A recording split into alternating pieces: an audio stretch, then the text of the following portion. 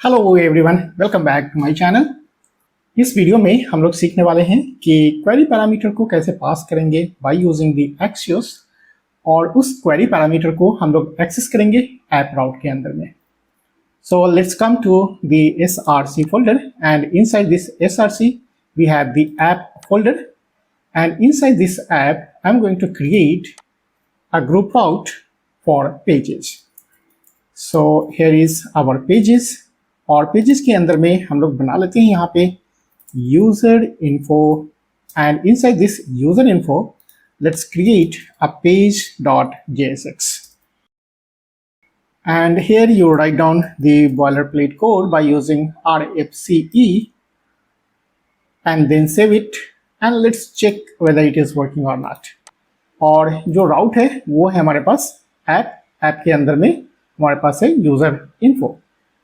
So open the browser, and in here write down the localhost and then user info,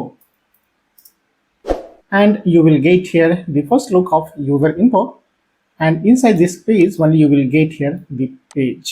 All right, and let's create an app route.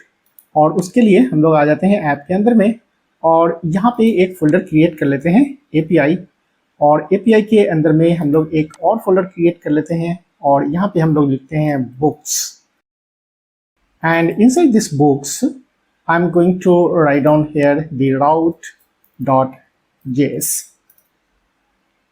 और यहाँ पे हम लोग बनाएंगे get request.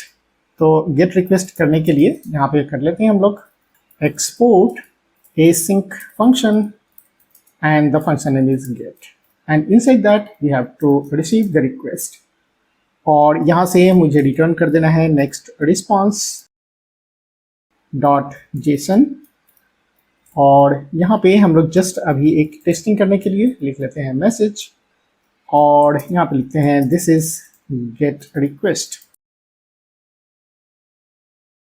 All right, और यहाँ पे हम लोग यूज करेंगे एक्सियोस का, और एक्सियोस हमारे पास ऑलरेडी इंस्टॉल्ड है यहाँ पे पैकेज डॉट जेसन के अंदर में. देख लो यहाँ पे है हमारे पास एक्सियोस 1.6.8. तो अगर आपके सिस्टम में एक्सियोस इंस्टॉल नहीं है तो इस प्लेलिस्ट को अगर आप फॉलो करते आ रहे हो तो एक्सियोस का इंस्टॉलेशन करना बिल्कुल ही आता होगा. अगर नहीं भी आता है तो कोई बात नहीं है, अगर आप ये फर्स्ट टाइम देख रहे हो तो npm install and Axios, very simple. All right, और यहाँ पे हम लोग आ जाते हैं अपने पेज के अंदर में, और अभी इसकी ज़रूरत है नहीं क्योंकि मैं यहाँ पे यूज़ करने वाला हूँ एक्सियोस, तो इसे मैं बना लेता हूँ client component. So this is our client, और यहाँ पे हम लोग इंपोर्ट करेंगे यूज़ इफेक्ट का. So here is our use effect, और यूज़ इफेक्ट के अंदर में हम लोग यहाँ पे डिफाइन करेंगे एक्सियोस कॉल करने के लिए. तो यहाँ पे हमारे पास है use effect, and then write down here the dependency array, and inside this let's create a one function const get book data,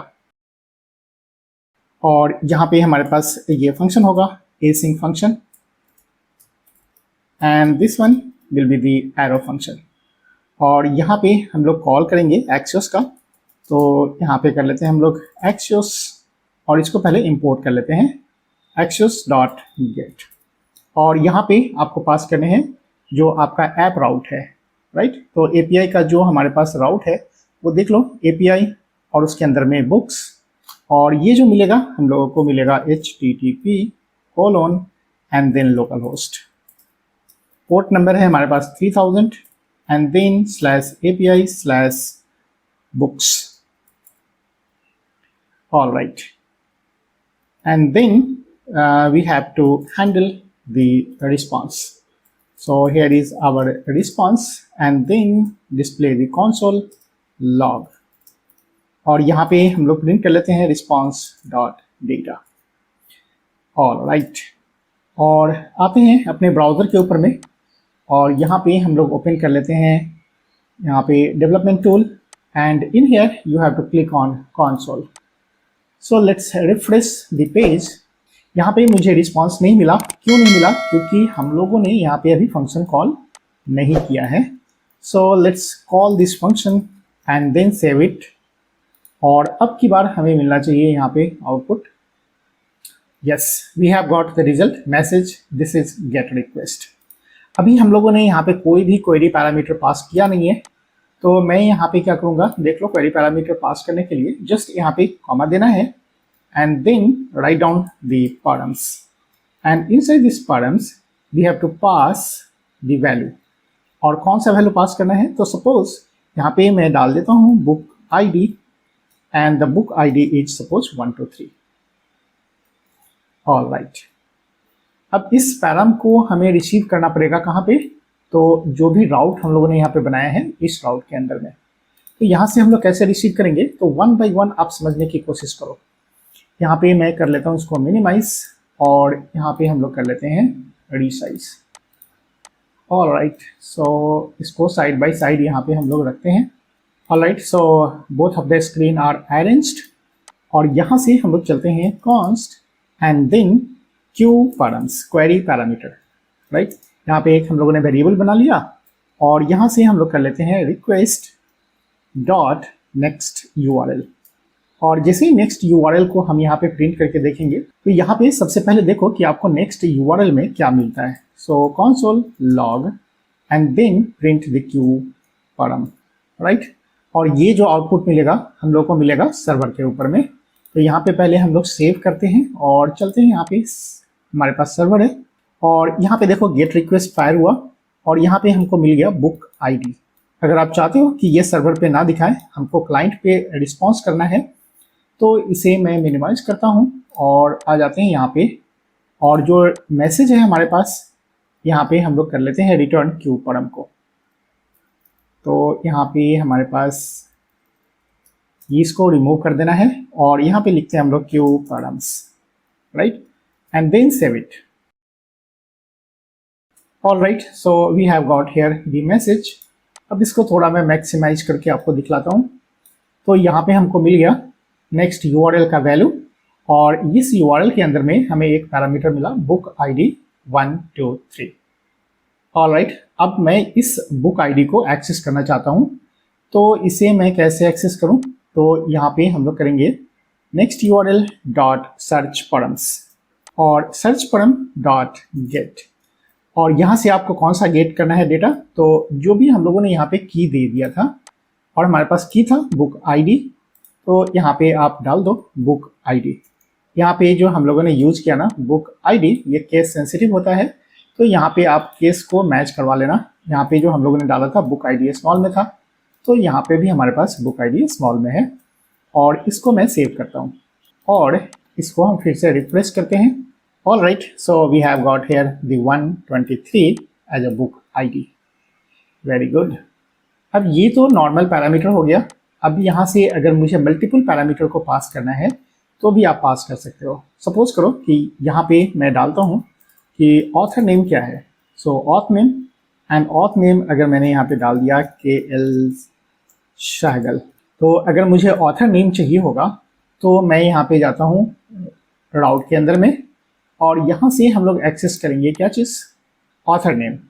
तो यहाँ से मैं कर लेता हूँ const and auth name and what will be the auth name, तो यहाँ पे हम लोग कर लेंगे फिर से request dot next URL dot search param and then we have to get that key, और की का नाम हम लोगों ने डाल दिया था वहाँ पे auth name. So we will receive here the auth name और इस ऑथ नेम को भी यहाँ पे मुझे डिस्प्ले करना है, तो मैं डाल देता हूँ कि मुझे ऑथ नेम भी डिस्प्ले कर दो। All right, so save it and refresh the page. All right, so we have got here the message 1 2 3 and auth name is KL Sagal. Very good. अब अगर हम लोगों को यहाँ पे पास करना हो कोई ऑब्जेक्ट को, है ना, अगर मैं चाहता हूँ कि यहाँ से मुझे केवल एक वैल्यू नहीं पास करना है बल्कि एक ऑब्जेक्ट को ही पास करना है, तो ऑब्जेक्ट पास करना है इसका मतलब क्या हुआ कि मैं चाहता हूँ कि ऑथर का पूरा एड्रेस पास करना है।